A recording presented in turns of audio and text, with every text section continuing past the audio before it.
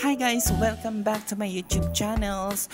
Sa lahat po ng mga sumusubscribe pa rin sa aking YouTube channel, maraming salamat po at patuloy kayong nakasupport sa aking YouTube channel. By the way, pumunta po kami ngayon dito sa Villa Monstera sa San Francisco, Tagaytay. So dito po kami ay magsi-celebrate ng birthday ng aking pamangkin na si Lucas. So ito po yung nakikita nyo is ito po yung rooms kung saan pwede dyan na up to 10 persons. So may mga double deck at saka yung mga pull out bed. Dito po daw na area is dito po yung mga dito yung dining. So dito kayo mag breakfast, lunch, dinner. So pwede dito maramihan. Anyway pala, ito pala ay private resort. Meron siyang swimming pool, may rooms, may dining, may kitchen. So private pool po ito dito sa San Francisco, Tagaytay. So ito dito is pwede kayo manood ng TV, mag-YouTube, mag-Netflix, mag-video okay. Ito yung living room nila. So yung living room nila is open. So pwede kayo mag-video okay dito kasi meron lang silang available na video okay sa kanilang resort. Ito pwede kayo dito na area magkakape, mag-moment, tapos tanaw nyo yung swimming pool, staycation kayo ng mga tropa nyo or company. So dito yung mga pang kids na siya at saka sauna siya na swimming pool. And then that side is yung pool. So hindi naman siya masyado, I think 9 feet lang yata yung taas ng pool na ito. At saka hindi naman siya masyadong malalim. Pantay po siya para naman sa mga kids. Lalo na po ngayong parating na summer, perfect talaga itong place na ito kasi malamig siya dito na place. So pwede kayo magpalamig sa tuwing summer. Hindi lang summer, hindi whole year round. So ito yung Monstera. Kaya tinatawag siyang Monstera kasi noon yung may-ari daw ay naghahalaman sila lahat, magpamilya. Kaya pinangalanan nila ng Villa Monstera. So Monstera yung halaman na nakita nyo kanina. So dito na side pwede kayo mag-moment, mag-inom-inuman kayo magtropa or family or kasama sa trabaho, mag-Christmas party, birthday, baptismal, or any events na pwede nyong gawin dito kasi naka-private naman kayo lang dito. So yung dining nila no at saka yung nakikita nyo na kitchen is open po siya. So maaliwalas ang hangin kasi naka-open lang yun siya. Saka living room nila, open lang din siya, open air. So mag-video okay kayo dyan, nandyan lang, labas-pasok yung hangin. So ito naman yung another room. So pinakita ko kaninang first. So ito yung second room. So kasya dito siguro mga 6. Kasi may pull out din yan dyan sa ilalim ng bed. Tapos pwede nyo din yan buksan. Yung pag binuksan nyo yung ayan, masyado maganda ang view. Tapos maaliwalas. So far ngayon malamig ang hangin. Kaya kung tag-summer talaga, marami talaga mag-swimming dito kasi alam mo na malamig ang simoy ang panahon ng Tagaytay.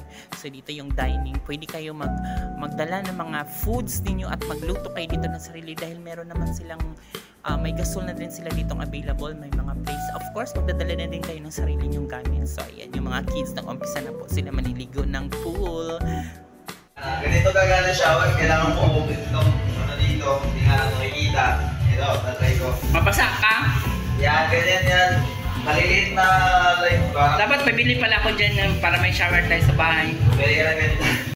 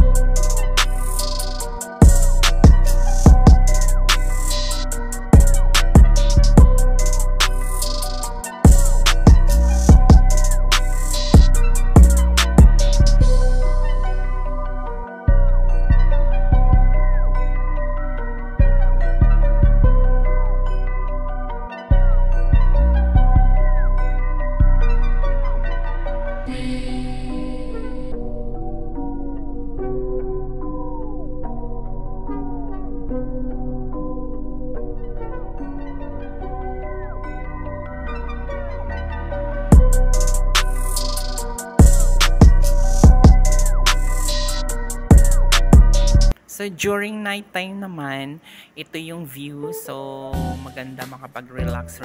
Pwede kayong mag-overnight, kayong mag-swimming, kaya kayo kung kaya nyo.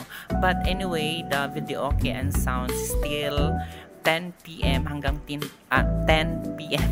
sa Baay Bisaya bagay siya. Okay? Hanggang 10 p.m. lamang po siya. Of course, meron tayong rules na hanggang 10 p.m. lang yung videoke. So, ayan ang mag-ama ay nag-swimming.